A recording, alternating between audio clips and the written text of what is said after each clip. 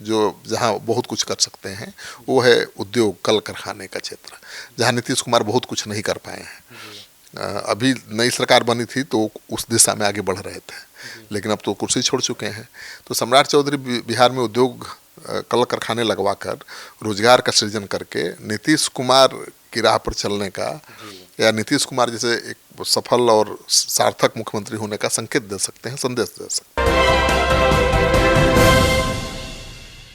विज्ञापन के जरिए नई सरकार का बड़ा संदेश, आगे क्या करने जा रहे हैं सम्राट। नमस्कार, आप देख रहे हैं सिटी पोस्ट लाइव, मैं हूं ऋषि। बिहार की सियासत में सत्ता का नेतृत्व बदल गया है, कुर्सी पर काबिज होने वाले चेहरे बदल गए हैं, लेकिन क्या नई सरकार का रोड मैप नहीं बदलेगा।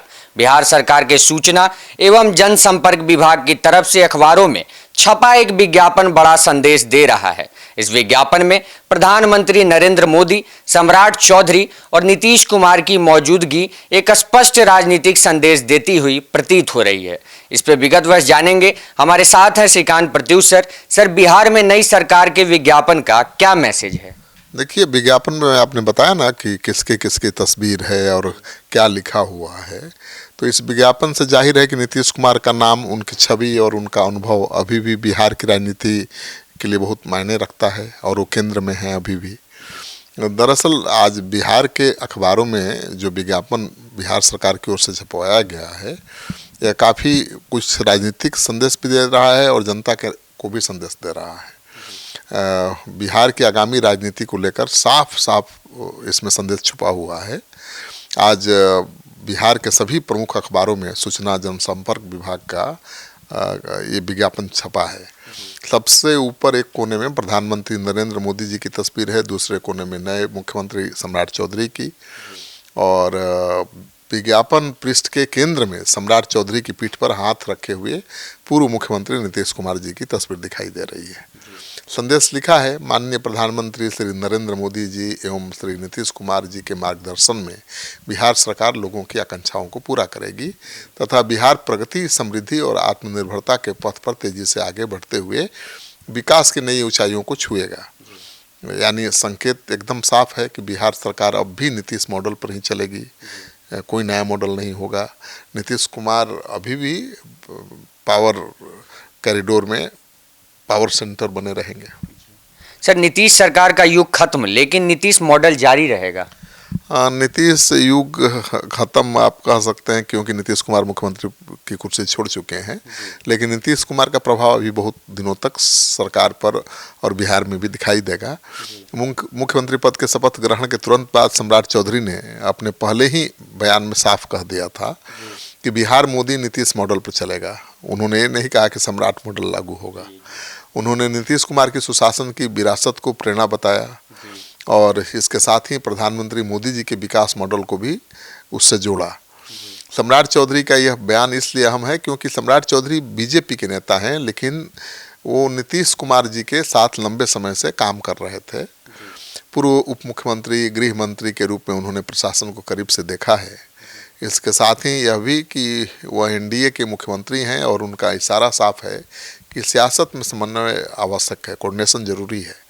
और आप नहीं देख रहे, बीजेपी का कोई नेता ये नहीं कह रहा है कि बीजेपी की सरकार है, सब लोग यही कह रहे हैं कि एनडीए की सरकार है, एनडीए का मुख्यमंत्री, एनडीए की सरकार और नीतीश कुमार के नेतृत्व में ही, मार्गदर्शन में ही चलेगी सरकार। सर, विज्ञापन के जरिए बड़ा राजनीतिक संदेश देने की कोशिश की गई। बिल्कुल, ये विज्ञापन सिर्फ तस्वीर नहीं है भाई, बल्कि साफ एक राजनीतिक संदेश है, क्योंकि ये सूचना विभाग द्वारा ये विज्ञापन अखबारों में छपवाया गया है और इससे पता चलता है कि नई सरकार पुरानी नीतियों को बदलेगी नहीं, बल्कि उन्हें और तेज़ी से लागू करेगी। नीतीश कुमार का जो एजेंडा था उसे छोड़ेगी नहीं बीच में, और उनकी योजनाओं जैसे सड़क निर्माण, शिक्षा, स्वास्थ्य, गरीबी हटाने के कार्यक्रम जारी रखेगी सरकार। खासतौर पर 7 निश्चय पार्ट 3 जैसी अन्य योजनाएं भी बिहार के विकास के केंद्र में रहेंगी, जिन्हें नीतीश कुमार ने शुरू किया था। जेडीयू के 2 उप मुख्यमंत्री बने हैं, जिससे एनडीए गठबंधन की मजबूती दिखती है। और नीतीश कुमार ने एक और, जहां बिहार को सड़कों, बिजली और शिक्षा के मामले में काफ़ी आगे बढ़ाया है, कानून व्यवस्था की स्थिति में काफ़ी सुधार हुआ है। वर्ष 2005 से पहले की अराजकता की तस्वीर अब बदल चुकी है ढांचागत विकास के क्षेत्र में क्रांतिकारी बदलाव जमीन पर दिखाई दे रहा है। सम्राट चौधरी जी भी इसी राह पर चलने का वादा कर चुके हैं।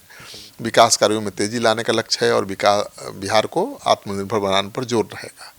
तो सम्राट चौधरी केंद्र सरकार और बिहार सरकार के अच्छे तालमेल से सरकार चलाएंगे और बिहार में उद्योग कल कारखाने लगाने की कोशिश करेंगे, क्योंकि जो बुनियादी व्यवस्था है वो तो नीतीश कुमार ने दे दिया है ऑलरेडी। सड़क बना दिया है, बिजली दे दी है, पानी की व्यवस्था कर दी है। अब तो केवल उद्योग कल कारखाने लगाने हैं और रोजगार देना सबसे बड़ी चुनौती है। नीतीश कुमार 1 करोड़ लोगों को रोजगार देने का वादा किए हैं। तो सम्राट चौधरी संकेत दे रहे हैं कि नीतीश कुमार के वादे को पूरा करेंगे।